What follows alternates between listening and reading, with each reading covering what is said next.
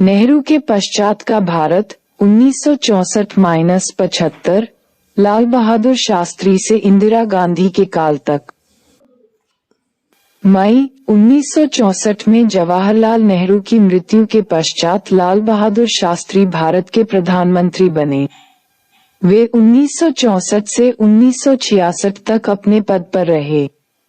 उनके काल में भारत आंतरिक स्तर पर आर्थिक संकट की समस्या से जूझ रहा था, जबकि बाह्य स्तर पर उसे अपने निकटस्थ पड़ोसी पाकिस्तान के साथ युद्ध का सामना करना पड़ा।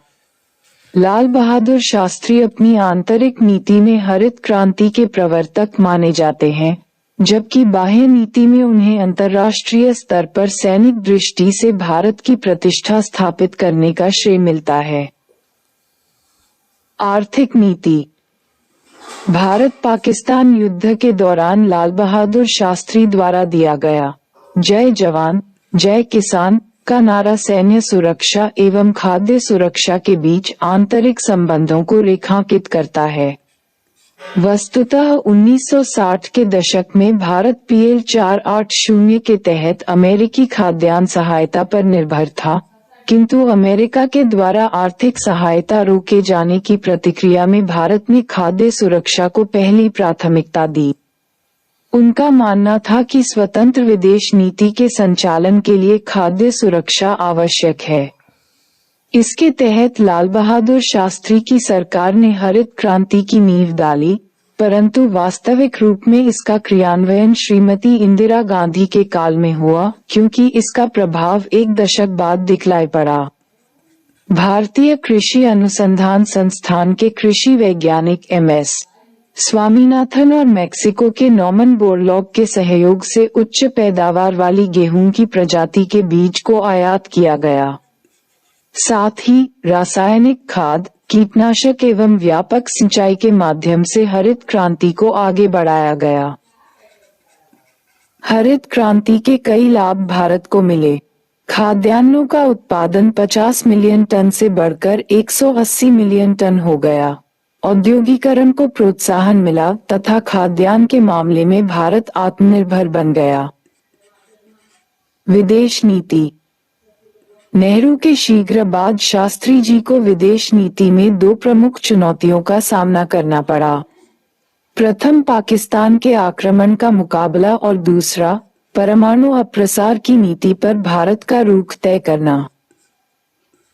भारत परमाणु अप्रसार की नीति का समर्थक था, किंतु जब तक विश्व में परमाणु हथियार नष्ट नहीं हो जाते, तब तक वह परमाणु अप्रसार का पूर्ण आश्वासन देने के लिए भी तैयार नहीं था या फिर परमाणु हथियार बनाने के अपने अधिकार को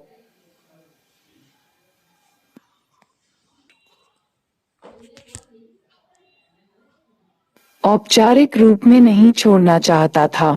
परंतु जब 1964 में चीन ने परमाणु परीक्षण कर लिया, तो भारतीय सरकार पर विभिन्न दलों के द्वारा परमाणु हथियार बनाने के लिए दबाव पड़ने लगा। परंतु लाल बहादुर शास्त्री परमाणु हथियार बनाने के पक्ष में नहीं थे। बदले में वे चीन के परमाणु हथियारों के विरुद्ध भारत के पक्ष में अमेरिका की गारंटी चाहते थे। लेकिन उस समय अमेरिका क्यूबा प्रक्षेपास्त्र संकट से उत्पन्न स्थिति के कारण परमाणु हथियारों के प्रसार को रोकने के लिए संकल्पित था, इसलिए उसने स्वीकृति नहीं दी। दूसरी तरफ पाकिस्तान ने अमेरिका से बड़ी संख्या में प्राप्त हथियारों से उत्साहित होकर 1965 में भारत पर आक्रमण कर दिया। लाल बहादुर शास्त्री ने इस युद्ध में बहुत ही व्यवहारिक बुद्धि का परिचय दिया। हालांकि ये युद्ध अनिर्णीत रहा, किंतु इस युद्ध में भारत का पलड़ा अधिक भारी था। संयुक्त राष्ट्र संघ के हस्तक्षेप के कारण ये युद्ध समाप्त हुआ। फिर जनवरी 1966 में सोवियत रूस की मध्यस्थता में लाल बहादुर शास्त्री एवं जनरल अयूब खान के बीच ताशकंद समझौता हुआ। इस समझौते के निम्नलिखित मुख्य बिंदु थे। 1. भारत पाकिस्तान शक्ति का प्रयोग नहीं करेंगे और अपने झगड़ों को शांतिपूर्ण ढंग से हल करेंगे। 2. दोनों देश 25 फरवरी 1966 तक अपनी सेनाएं 5 अगस्त 1965 की सीमा रेखा पर पीछे हटा लेंगे। 3. इन दोनों देशों के बीच आपसी हित के मामलों में शिखर वार्ताएं तथा अन्य स्तरों पर वार्ताएं जारी रहेंगी। 4. दोनों देशों के बीच राजनयिक संबंध फिर से स्थापित किए जाएंगे। लाल बहादुर शास्त्री की उत्तराधिकारी इंदिरा गांधी हुई। सत्ता में आने के बाद उसके समक्ष एक बड़ी चुनौती थी विदेश नीति। उन्होंने भारत की विदेश नीति में यथार्थवाद को प्रोत्साहन दिया। जिस समय उन्होंने भारत की बागडोर संभाली थी, उसी समय उन्हें पश्चिमी साम्राज्यवाद का कड़वा आस्वाद मिल गया। अमेरिका और अंतर्राष्ट्रीय मुद्रा कोष दोनों का दबाव भारत पर था कि भारत अपने रुपए का अवमूल्यन करे।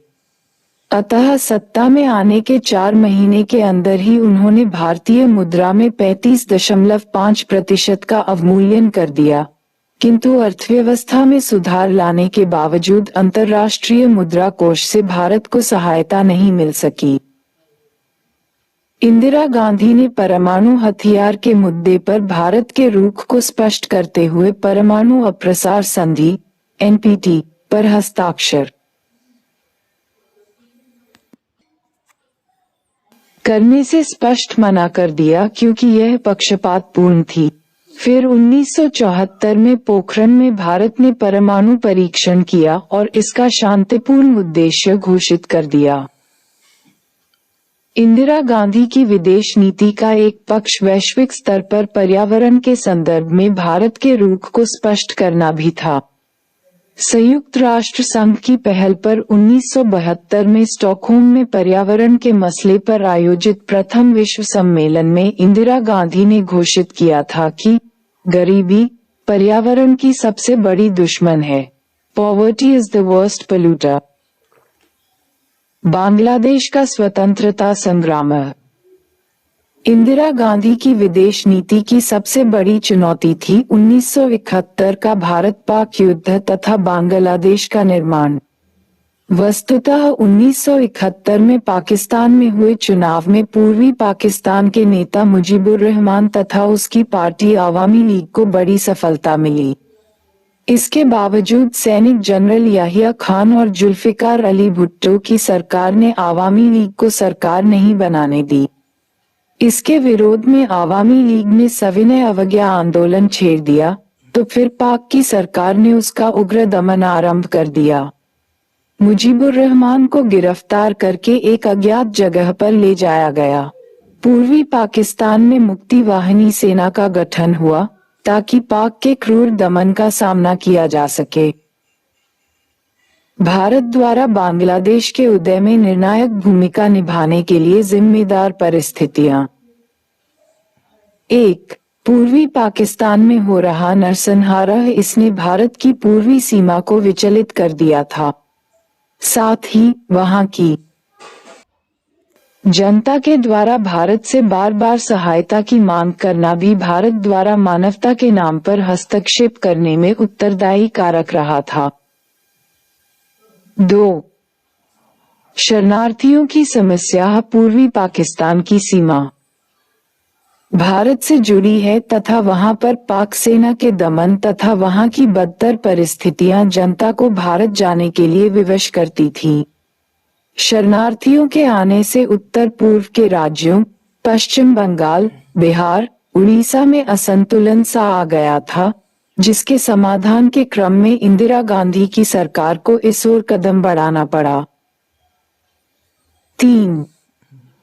पाकिस्तानी वायुसेना का आक्रमण। पाकिस्तानी वायुसेना के द्वारा 2 दिसंबर 1971 को भारतीय वायुसेना के कई हवाई अड्डों पर हमले किए गए, जिसकी वजह से भारत को युद्ध के लिए मजबूर होना पड़ा। हालांकि भारत इसके लिए पहले से ही तैयार था, तभी उसने युद्ध को दोनों सीमाओं यथा पूर्वी एवं पश्चिमी सीमा पर आरंभ किया तथा 16 दिसंबर 1971 को पाकिस्तानी सेना द्वारा आत्मसमर्पण के बाद एकतरफा युद्ध विराम की घोषणा भी कर दी। फिर पाक के नवनिर्वाचित प्रधानमंत्री जुल्फिकार अली भुट्टो और इंदिरा गांधी के मध्य शिमला समझौता हुआ। इस समझौते में पाक के साथ रियायत बरती गई, सिवाय लद्दाख और लेह के बीच छोटे से भूभाग को छोड़कर पाकिस्तान को सारा क्षेत्र वापस कर दिया गया तथा दोनों के बीच ये भी समझौता हुआ कि अब कश्मीर मुद्दे का समाधान संयुक्त राष्ट्र संघ के तत्वाधान में नहीं, अपितु द्विपक्षीय वार्ता से होगा।